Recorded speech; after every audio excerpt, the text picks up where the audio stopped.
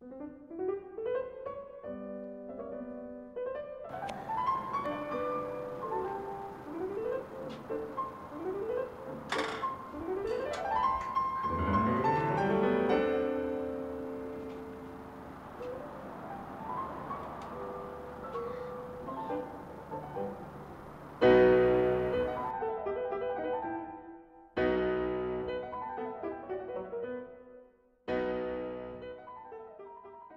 this was actually the first iteration I did of the ideal woman blown up to the ideal forms.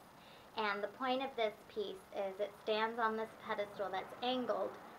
So when you stand in front of it, you complete the silhouette. So you line your legs up with hers. And this piece is made out of memory foam. So you can squeeze it and mold it like society molds the ideal. So this is a very interactive piece. So you can come up and touch it and mold it, and then you go back and sort of compare yourself to her. Yeah, it's amazing.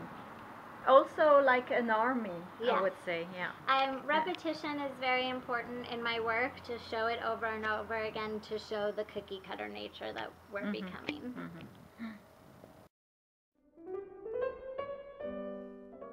So I have started a series called Ideal Woman. And Ideal Woman is the bottom half of Barbie cut in these dimensions, which are changed to Western societal ideals. So the waist is 24 and the butt is 36. But these are actually taken from my size Barbie, which is created in the 70s for girls to have their tea parties with. So I've always been interested in Barbie because she's been seen as the ideal woman since her creation, which is over 52 years ago.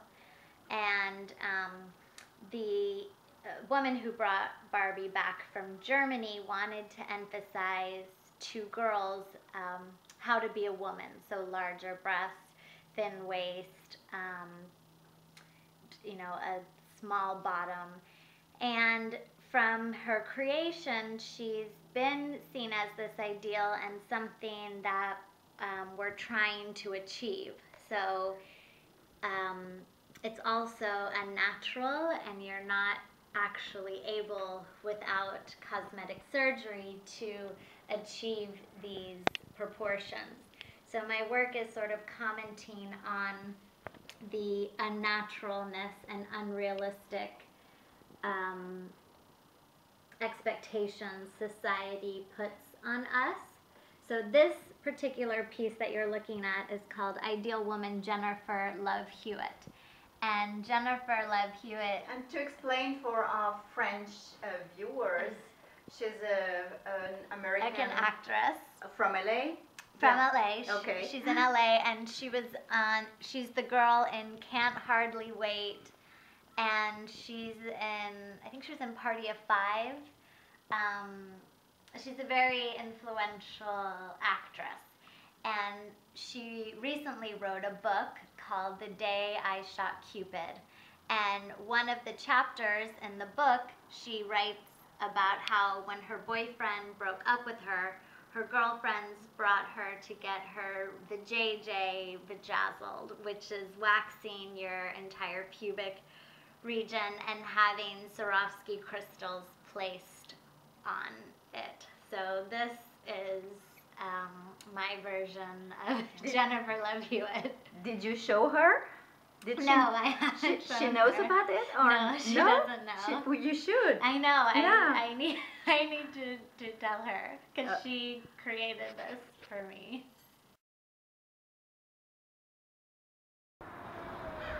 So as we see, this is really LA. Look at the Palm trees. Yeah, palm trees and the color of the sky. And here we are. This is again Allie POHL. So this is an ideal woman picket fence, because the perfect woman resides in her perfect house behind her perfect white picket fence. And you have to explain to our French viewers that the fence, the white fence, is really common here. It's a very sort of iconic thing to have your house behind a white picket fence. So this is sort of a play off of, you know, an American is you have 2.5 children, you live in a house behind a white picket fence. And do collectors order you for real fence? I would love that. Okay. So funny. Okay, and this is a piece from what's the date of the piece? I showed this in 2010 at the Marina Abramovic Institute in San Francisco, and then I showed it as a actual fence that you walked through with little ideal woman hinges at the University of Colorado in Greeley. Okay.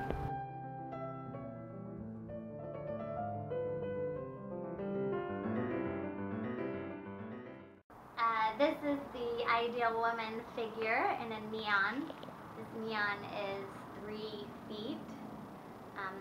So it's the 2D shape sort of taken into 3D into 2D, and neons are sort of very iconic for brand and image, and so this is re-emphasizing the sort of symbol that I created to represent this notion of perfection. It looks like it's open and closed, you know? Yes. Yeah. Open. Yeah. Open for the shops open, Yeah, and the shops yeah, closed. yeah. And now it's open. Yeah. This is the ideal woman figure blown up to Western societal ideal proportions. So the waist is 24 and the butt is 36. So these are the measurements that Western society has constructed as their ideal measurements. Is it an idea that came when you arrived here in Los Angeles? No, I've been working on this series since the last year of my MFA. Mm-hmm. And I have, being a female in the world, I think it's the artist's job to convey what they see wrong with society or commenting on society. And I can only make comments as I am functioning in the world. So as a female functioning in society, I feel very aware of what ideal aesthetics are and measurements. And Okay. the reason that I made these chrome, Yeah, this was my next question. the reason they're chrome is so you can see, the viewer can see themselves reflected in these ideal proportions. So the reflective nature of these sculptures are very important. Okay, because you want us to compare with the Yes. ideal shape. I want you to see yourself compared, because what we do is we walk around in society and we're constantly comparing ourselves to other females, to other men, what people have, what people are wearing, what they're driving, the type of house they're living in. We're constantly comparing and contrasting as opposed to just being content. All of my videos in my career thus far have been taken from some body part of mine. And this one, it's obvious what perspective this is coming from, but this is taking a shower. And I'm interested in sort of, we're looking at a very unusual position that we never see while we're in the shower. And our daily rituals, what we do every day, and what do we think about when we do these rituals, and sort of what do they mean. So each religion, bathing has been historically something very important. So in the Jewish religion, there's the mikvah, which every month you're supposed to, after your menstrual cycle, you're supposed to go into this bath and cleanse yourself. Also, when people are converting, you're supposed to go through this bath. In Christianity, there is the baptism with water and purification. So, sort of, what does water mean? How does this affect us? And how does water and bathing affect us in our contemporary society?